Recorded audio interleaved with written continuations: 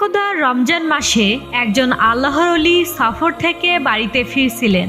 এমন সময় হঠাৎ করে রাস্তায় ইফতারের সময় ঘনিয়ে আসে। তিনি তখন তাড়াহুড়ো করে একটি বাড়িতে প্রবেশ করলেন এবং একজন সুন্দরী নারীকে দেখে তাকে সম্বোধন করে বললেন, হে মুসলিম বোন, আমি একজন রোজাদার। আমি ভ্রমণ থেকে বাড়িতে ফিরছিলাম।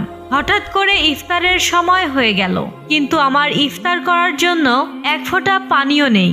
দয়া করে আমাকে একটু পানি দিন, যাতে রোজাটা ভাঙতে পারি। এটা শুনে মেয়েটি বলল, আপনি ঘরের ভিতরে আসুন, আমি ব্যবস্থা করে দিচ্ছি। অতঃপর মেয়েটি বিভিন্ন আইটেমের খাবার এনে তার সামনে পেশ করলেন। তখন আল্লাহর ওলি মহান রবের কাছে শুকরিয়া আদায় করে ইফতার করতে শুরু করলেন। কিন্তু তিনি জানতেন না যে এই মেয়েটি শহরের প্রসিদ্ধ একজন বেশ্যা। তার আসল নাম ছিল রেশমা, আর মানুষেরা তাকে রাতের রানী বলে ডাকত।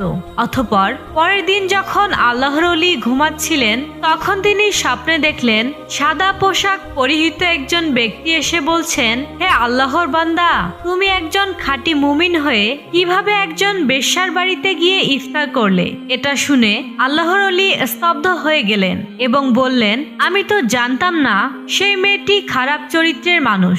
যদি জানতাম তাহলে কখনো তার বাড়িতে যেতাম না। তখন লোকটি বললেন, যেহেতু মেয়েটি তোমাকে খাবার দিয়ে ইহসান করেছে, তাই তুমিও তার উপর ইহসান করো। যেভাবেই হোক তাকে খারাপ রাস্তা থেকে ভালো রাস্তার দিকে নিয়ে আসো। এটা শুনে আল্লাহর ওলি বললেন, এটা কি চাইলেই সম্ভব হবে? সে একজন প্রসিদ্ধ দেহ ব্যবসায়ী। শহরের ধনী মানুষেরা তার সাথে রাত কাটানোর জন্য যায়। সে কি তার পাপের রাজ্য ছেড়ে ফিরে আসতে চাইবে? তখন লোকটি খানিকটা রাগ দেখিয়ে বলল, সে পাপের রাজ্যে আছে বলে ভালো হতে চাইবে না। এটা তুমি কিভাবে জানলে? তার সামনে কি কখনো ভালো হওয়ার সুযোগ তুলে ধরেছিলে? এটা শুনে আল্লাহর ওলি চুপ হয়ে গেলেন। অতঃপর পরের দিন তিনি আবারও সেই রেশমার বাড়িতে আসলেন। রেশমা তখন আল্লাহর ওলির চেহারা দেখে চিনতে ভুল করেনি। সে তাকে দেখে কিছুটা অপ্রস্তুত হয়ে গেল। এই অবস্থা দেখে আল্লাহর ওলি বললেন, আমি তোমার কাছে সময় কাটাতে আসিনি, বরং তোমাকে একটি সত্য কথা জানাতে এসেছি।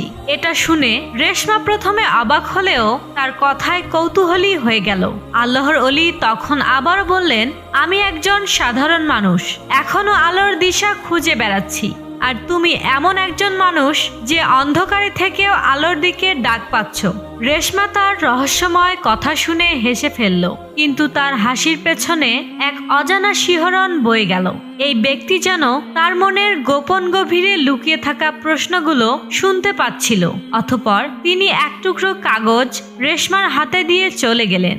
সেই কাগজে লেখা ছিল, তুমি সৃষ্টি হয়েছ শুধু মানুষের বিনোদন দেওয়ার জন্য নয়, তোমার জন্মের উদ্দেশ্য আরো গভীর। তুমি কি সত্যকে জানতে চাও? এটা পড়ে রেশমা চিন্তায় পড়ে গেল। গভীর রাতেও রেশমা ঘুমাতে পারল না। তার হৃদয়ের মধ্যে যেন এক ঝড় বয়ে যাচ্ছিল। সে ভাবছিল, এই ব্যক্তি আসলে কে? কেন সে আমার কাছে এসেছে? অতঃপর পরের দিন রেশমা সেই লোকের সন্ধানে বের হয়ে যায়, কিন্তু বহু খোঁজাখুঁজির পরেও তার কোনো সন্ধান পেল না। অবশেষে রেশমা শহরের হাকিমের কাছে উপস্থিত হলো এবং সেই পথিক সম্পর্কে তথ্য জানতে চাইল।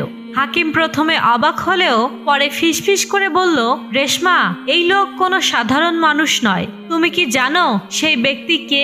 উত্তরে রেশমা বলল, না, আমি শুধু জানি সে আমাকে প্রশ্নের জালে ফেলে গেছে। তখন হাকিম বলল, আসলে লোকটি একজন সাধক, তার নাম জায়েদ। বহু বছর আগে সে ছিল একজন ধনী ব্যবসায়ী, কিন্তু একদিন সবকিছু ছেড়ে দিয়ে সত্যের সন্ধানে সে বেরিয়ে পড়ে। সে কেবল তাদের কাছে যায় যাদের জন্য আল্লাহর কোনো পরিকল্পনা থাকে। এটা শুনে রেশমার হৃদয় কেঁপে উঠল। সে বিশ্বাস করতে পারছিল না যে তার মতো একজন বেশ্যা নারীর জন্য আল্লাহর একজন ওলি এসেছিল। অতঃপর রেশমা হাকিমের কাছ থেকে আল্লাহর ওলির সন্ধান নিল এবং রওনা হয়ে গেল। এদিকে আল্লাহর ওলি একটি মসজিদে বসা ছিলেন। তিনি রেশমাকে আসতে দেখে সীমাহীন খুশি হলেন এবং কোমল কণ্ঠে বললেন, তুমি এসেছো তাহলে? আমার বিশ্বাস ছিল তুমি আসবে। তখন রেশমা শুকনো গলায় বলল, আপনি আমাকে এই প্রশ্নগুলোর সামনে দাঁড় করিয়ে দিলেন কেন? এটা শুনে আল্লাহর ওলি হেসে বললেন, কারণ তুমি জানো, তুমি শুধু এক রাতে জগতের সৌন্দর্য হওয়ার জন্য জন্মাওনি, বরং আল্লাহ তাআলা তোমাকে সৃষ্টি করেছেন ঘরের রানী হিসেবে। এই কথাগুলো যেন রেশমার হৃদয় কাঁপিয়ে দিল। তখন আল্লাহর ওলি আবারও বললেন, আচ্ছা রেশমা, তুমি এই ঘৃণ্য কাজে কিভাবে জড়িয়ে গেলে? একবারও কি নিজের আত্মসম্মানের কথা চিন্তা করলে না? এটা শুনে রেশমার ভিতরটা কান্নায় ফেটে যাচ্ছিল। সে কেঁদে কেঁদে বলল, কোনো মেয়ে স্বেচ্ছায় নিজের সম্মান বিলিয়ে দেয় না, পরিস্থিতি তাকে বাধ্য করে এই কাজে নিয়ে আসে। আমি ছোটবেলায় দুর্ভাগ্যবশত আমার মা বাবাকে হারিয়ে ফেলি। তারপর একজন ব্যবসায়ী আমাকে দত্তক নেয়, কিন্তু কিছুদিন পর সে আমার সাথে বিশ্বাসঘাতকতা করে এবং একটি পতিতালয়ে চড়া দামে বিক্রি করে দেয়। তারপর থেকে আমি একজন পতিতা। রেশমার কথা শেষ না হতেই হঠাৎ তাদের কাছে ছুটে এলো দুইজন অস্ত্রধারী লোক। তারা এসেই বলল, রেশমা তার পুরনো জীবনেই থাকবে, এই রাতের রানী কখনো আলোর পথ ধরতে পারবে না। এটা বলেই একজন অস্ত্র নিয়ে আল্লাহর অলির কাছে এগিয়ে গেল। এই দৃশ্য দেখে রেশমার হৃদয় দপদপ করতে লাগলো। সে কি করবে কিছুই বুঝতে পারছিল না। একটা সময় রেশমা কাপা কণ্ঠে বলল, এই ব্যক্তিকে কোনো আঘাত করবে না, তার কোনো অপরাধ নেই। তোমরা বলো, এখন তোমরা কি চাও? তখন একজন অস্ত্রধারী বলল, তোমার ফিরে আসা দরকার। তুমি আমাদের পতিতালয়ের জন্য একজন রত্ন, আমাদের শক্তির উৎস। তুমি যদি চলে যাও আমাদের অস্তিত্ব বিপন্ন হবে। এই কথা শুনে রেশমা খুবই কষ্ট পেল। নিজেকে একটা পরাধীন ব্যবসার পণ্য হিসেবে মনে হচ্ছিল তার। তখন আল্লাহর ওলি নরম কণ্ঠে বললেন, রেশমা, মানুষের সত্যিকারের মূল্য তার অন্তরে লুকানো থাকে। তুমি যদি মুক্তি চাও তবে এখন এই সিদ্ধান্ত নিতে হবে।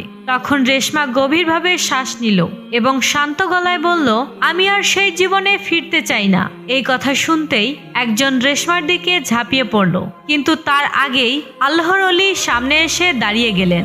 তখন অস্ত্রধারী একটা সজোরে ধাক্কা দিয়ে আল্লাহর অলিকে মাটিতে ফেলে দেয়। এটা দেখে রেশমা চিৎকার করে উঠল এবং সাহস নিয়ে একটা পাথর দিয়ে আঘাত করল লোকটির মাথায়। অতঃপর চোখের পলকে আল্লাহর অলিকে নিয়ে দৌড় দিল। তারা সর্বোচ্চ শক্তি দিয়ে দৌড়াচ্ছিল আর পেছন থেকে শোনা যাচ্ছিল ধাওয়া করার আওয়াজ। কিন্তু রেশমার মনে এখন শুধু একটাই কথা, আমি মুক্তি চাই, আমি সত্য চাই। এক পর্যায়ে তারা একটি পুরনো বাড়িতে আশ্রয় নিল। আল্লাহর অলি জায়েদের কপাল থেকে রক্ত ঝরছিল, কিন্তু তার চোখে ছিল প্রশান্তি। তিনি ক্লান্ত গলায় বললেন, রেশমা, তুমি তোমার প্রথম যুদ্ধে জিতে গেছো। তখন রেশমা হাঁপাতে হাঁপাতে বলল, কিন্তু আমার পথ তো এখনো শুরুই হয়নি, না জানি আরো কি কি পরীক্ষা রয়েছে আমার জন্য। তখন জায়েদ মৃদু হেসে বললেন, এটাই তো আসল কথা, পথিকের যাত্রা কখনো এত সহজ হয় না। এদিকে শহরের অন্য প্রান্তে অস্ত্রধারীরা আবারও জড়ো হচ্ছিল। তারা জানতো রেশমা পালিয়ে গেছে, কিন্তু তারা এটা জানতো না যে রেশমা আর আগের সেই রাতের রানী নেই। এদিকে পুরনো বাড়িতে রেশমা আর জায়েদ লুকিয়েছিলেন। রেশমার হৃদয় স্পন্দন তখনও দ্রুত চলছিল, কিন্তু তার মনে এক নতুন অনুভূতি কাজ করছিল। এ হচ্ছে এক ধরনের সাহস, এক ধরনের মুক্তির স্বাদ। অতঃপর রেশমা জায়েদকে ফিসফিস করে বলল, আমরা এখন কি করব? তখন জায়েদ ভেবে চিনতে বললেন, তোমাকে শহর ছাড়তে হবে, কিন্তু এই অন্ধকার জগৎ থেকে তোমাকে সহজে যেতে দিবে না। এটা শুনে রেশমা এক মুহূর্ত চুপ করে থাকলো। তারপর বলল, কিন্তু আমি কোথায় যাব? আমার তো এই দুনিয়ায় কেউ নেই। তখন জায়েদ বললেন, আল্লাহর দরবারে যার কেউ নেই সেই সবচেয়ে শক্তিশালী। আল্লাহর উপর আস্থা হারাবে না। তিনি ওয়াদা দিয়েছেন, কেউ যদি আল্লাহর রাস্তায় যাওয়ার জন্য চেষ্টা করে তাহলে তিনি অসংখ্য রাস্তা খুলে দিয়ে